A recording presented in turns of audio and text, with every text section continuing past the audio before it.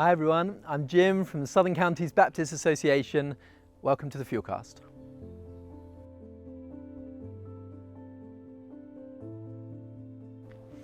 Man goes to the doctor and he says, "Doc, I've just been feeling really down lately. I've lost all my joy in life. I'm tired all the time. I don't know what to do. Tried counselling, I've tried medication, nothing seems to work." The doctor paused for a moment and he said, "Well, this is a bit unconventional, but there's a circus in town. And I hear that the clown in that circus can make anyone laugh. Why don't you just buy yourself a ticket and go and sit at the back and just have a good old laugh, see if it doesn't make you feel a little better." Can you guess what the man replied? Can you? He said, "Well, you see, the thing is, Doc, I am that clown." When I first heard that story, I cried because I felt like I was that clown. Let me tell you what happened. My dad was a pastor, and so by the age of about 10, I pretty much knew how churches were run. In fact, when we went on a holiday as a family, we used to have our own little service. My mum would do the music, and my kid brother would do the notices, and I would preach. I would preach to my family.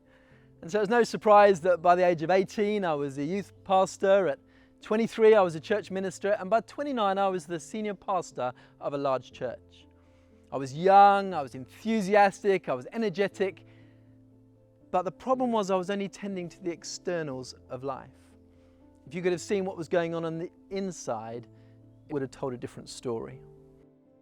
Because underneath, my insecurity, my deep desire for people to like me, my lack of a deep prayer life, and my sense of a failure as a husband because after 10 years of marriage, we couldn't seem to start a family, was slowly eating me up on the inside.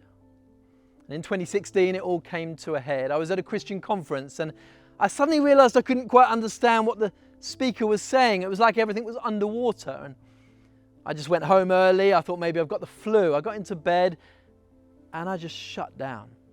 You know, in a cartoon, when you press the switch on the back of a robot and it just powers down, that's how it was.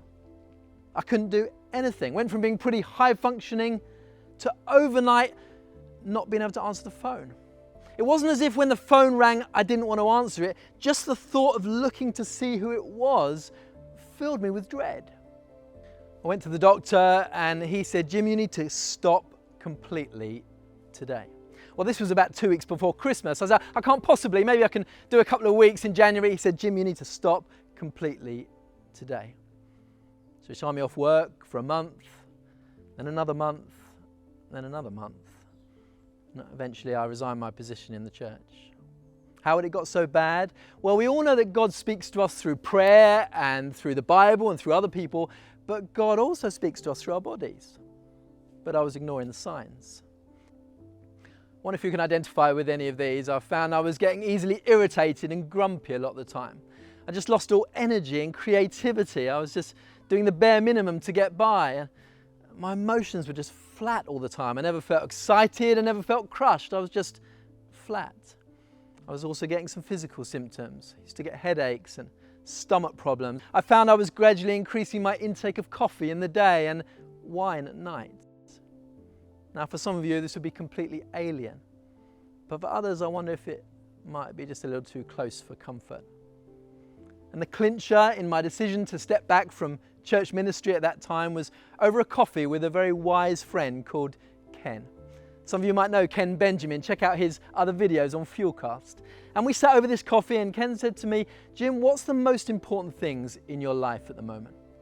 And without skipping a beat, I said my health, having a sustainable marriage, and starting a family. 1, 2, 3. And Ken said, "Well, if you know what's the most important things in your life, why don't you give what's going to give those things the best shot of success?" Well, going back to the church, give them the best. I said, "No, it's going to give those the worst shot of success." It was like a moment of clarity. And so I walked away. And so while undoubtedly it was one of the worst times of my life, everything that I relied on and that was proud of about myself seemed to have been taken away. I'm so grateful for the opportunity to stop and reprioritize some of the value I was placing in some things and not on others. And so in the next couple of videos, I'd just like to share some of the lessons I've been learning since that time. But for now, I just want to skip to the punchline. Because the ultimate sign of God's blessing on my new way of life is that after 12 years of trying and having turned 40 and almost given up hope, Sarah, my wife, gave birth to our daughter Molly. Molly means longed for child, and her middle name is Hope. So whatever you've been praying for lately, whether it's been 12 months or 12 years, may you never give up hope. Thanks for watching. God bless you.